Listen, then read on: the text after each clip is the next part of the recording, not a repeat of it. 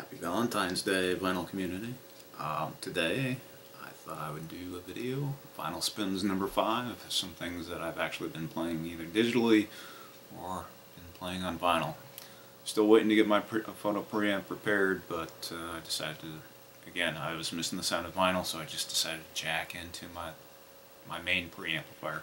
Not something I really wanted to do, but I was really missing that vinyl sound, so I spent a good deal of yesterday cleaning up some vinyl, so I figured, hey, I miss the sound, I want to hear some vinyl, so let's talk about what I've been playing. So, first up, one of the first things that I did clean was Lee Morgan's 6th Sense. This is great. I want to say there's not a bad Lee Morgan record out there, and it's a shame that, you know, he went far too young, because I'm sure he would have been making a lot of great stuff in the 70s, 80s, and 90s. But every album that I've ever gotten by this guy has just been phenomenal. And I mean, if it wasn't for Art Blakey and the Jazz Messengers, I probably would not know Lee Morgan. And I'd have to say that in terms of trumpet players, I mean, Blue Note had a bunch of fantastic trumpet players, but my favorite is Lee Morgan for sure. And this is just straight ahead hard bop. I think it was released in '69, but it was recorded in '67. A lot of great players on this guy, including Jackie McLean, Cedar Walton, Billy Higgins. This is just phenomenal. And Bono, hey, why don't you tell your bandmate that I stole his album, huh? Look, somebody wrote The Edge. Was it you, Edge, that wrote all over this? Anyways, this is just a really great copy. I was pleased to find it, despite the Edge writing all over the back of it. It is not an original, so let me explain why. So when this came out, Blue Note was taken over by Liberty, and at the time the album was released, they had this type of label right here, and in a subsequent repress that came out in the 70s, they went with the modified black and blue label, so like this.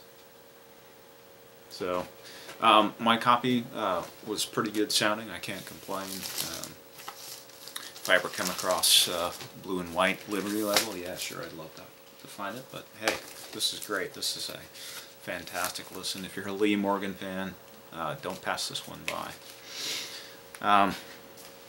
Next up, a little more jazz, a little story to go behind this one. So my wife is Russian Orthodox, and there's no Russian Orthodox churches in my area, so a lot of the Russians, they go to Greek Orthodox, and one of the traditions for Greek Orthodox, or the Orthodox Church, is to bless a house. So she wanted to have her priest come by and bless her house. So earlier in the week, the priest came by to bless her house, said a nice prayer, went from room to room, and, you know, blessed some of the rooms with holy water. But when it was all said and done, he saw my vinyl rig and was asking me about my musical interest, and he said, yeah, I'm thinking about buying a new record player. And I asked him, well, hey, do you want to listen to something? And he said, yes, I'd really like to listen to something. So, you know, I'm not going to play any heavy metal or anything like that, but kind of gauged him for his interest. He's into classical music, and I could tell he was into jazz. So, you know, I had to get something that, you know, just automatically catches someone's attention that's really well recorded. And probably one of my favorite Blue Note albums of all time is this guy here, Something Else. So, you know, even if you're not so much into jazz, try giving this guy a listen. This is just fantastic. So this is a precursor to Kind of Blue, which is probably one of the best known jazz albums of all time, which is a masterpiece.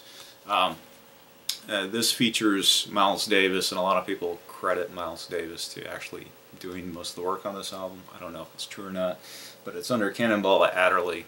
Both of these guys were under contract by other record labels at the time, so this is kind of a one-up. Miles Davis did do some Blue Note recordings in the early 50s, but yeah, he came back with Cannonball Adderley for this album. This also features my favorite drummer, jazz drummer of all time, which is Art Blakey, as Hank Jones and Sam Jones, and this is just a beautiful album.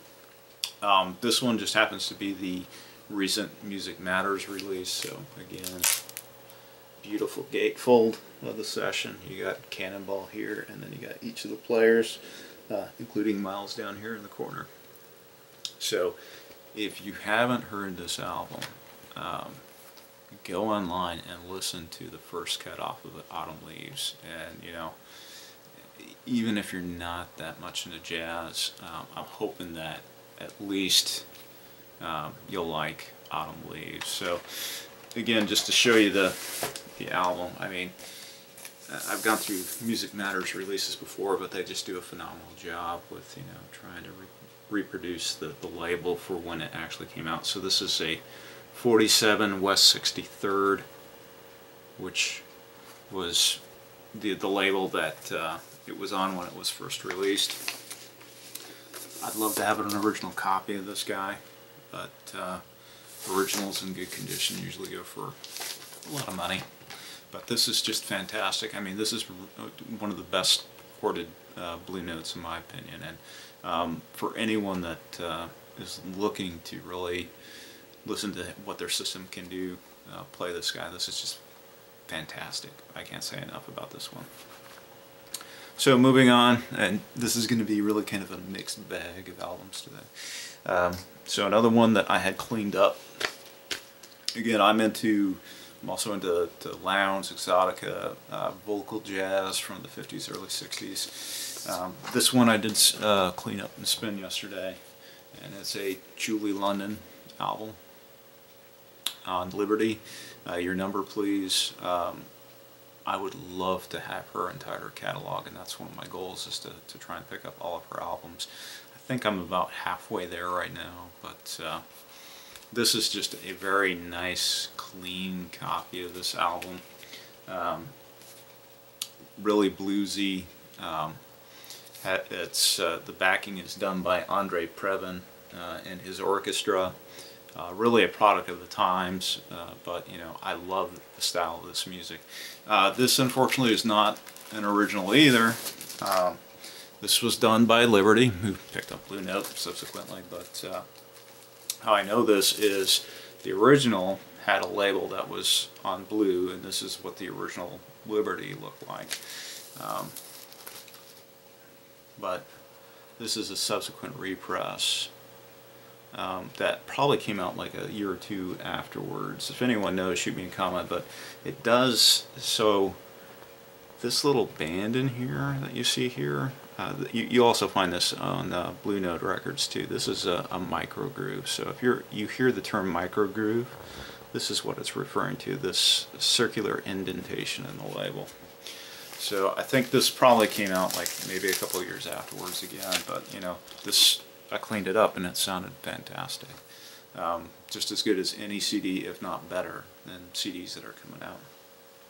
So moving on to something completely different. I was happy to pick this guy up, and Carsten Olsen, if you're watching, this is a great Danish band. I Got You on Tape. It's kind of psych folk, acoustic folk. This is their second album, I Got You on Tape 2, and the song that really attracted me to them was a song called Somersault, I want to say. Yeah, Somersault. And I'll include a link to the song down below so you can sample what they sound like, but this is just an incredible album.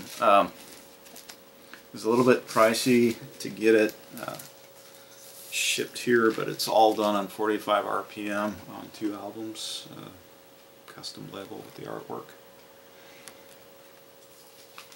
It's great stuff, and I've been spinning this quite a bit lately, and I highly recommend it. So just to again show you some of the different stuff that I was spinning. So I was in the mood for a little bit of metal yesterday, and just happened to clean this guy up and crank it loud. It's a classic from the early 80s, Quiet Riot. So love this, have fond memories of it when I was a kid just playing this album. You know, nothing too spectacular, but it's on the Pasha label, which is kind of interesting. So Pasha is like kind of the nickname for Pavel in Russian. So, and if I were in Russia, I'd be named Pavel, not Paul. So, and my nickname would be Pasha. So, great stuff from Quiet Riot. I had to play it loud, of course, just like a lot of metal. Now, going to a different end of the spectrum. Might raise some eyebrows for a few.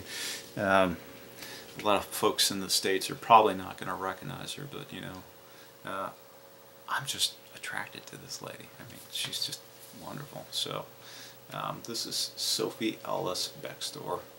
So she's using Cyrillic lettering, which is kind of funny, and this is her album Wanderlust.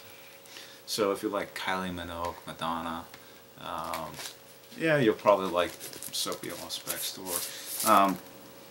I have fond memories of listening to her music when I was in Russia and in Europe, because she's played quite a bit. She's from the UK. Nothing too special about the labels, but the album feels like it's close to 180 gram vinyl. It's really kind of a poppy, danceable album with a mix. This one sort of sounds like Florence and the Machine. It has a similar type vibe if you like Florence and the Machine. So again, Wanderlust by Sophie Ellis Bextor. A shot of the back cover. And the next one, so I gotta thank my friend John, who is now back in Berlin, for this recommendation. I mean, I hate watching his videos now because I see stuff that I really want. But this is Moderat. Wonderful. I haven't had a chance to really dig into this guy yet. I gave it one spin, but John really hyped this album up, and I can tell that we have similar taste in electronic, dance, dub music. So yeah, this is just wonderful. This is the US version of it. The version that he had shown in his previous video was a gatefold, if I'm remembering correctly. This is not a gatefold. Fairly blank label on Monkey Town Records. Blank label, but yellow label. It's nothing too exciting. I'll include a link down below, so if you want to give it a sample. But yeah, John, you were spot on. This guy was definitely worth picking up. I appreciate you showing it to me, and man, I'm gonna have to stop watching your videos. You're getting me into trouble. And last thing I'm going to show to you today. So hearing from the Needle Groove, you might like this one. This is a repress of Bo Diddley's, I think this is his first album on chess, issued by Sundazed, and this was mastered by Kevin Gray. This is just outstanding. Bo Diddley is blues-ish rock. Sundazed did a wonderful job trying to reproduce, at least what I can tell is the original label from Chess. These are all 180 gram pressings, so if you see a Sundazed blues album, don't hesitate to pick it up. They all sound great, at least the ones that I have. So there you have it. That's what I've been playing this past week. If you have any comments, any corrections especially, because sometimes I say the wrong thing, please shoot me a comment below. I appreciate interacting with you all. So happy Valentine's Day and have a great weekend.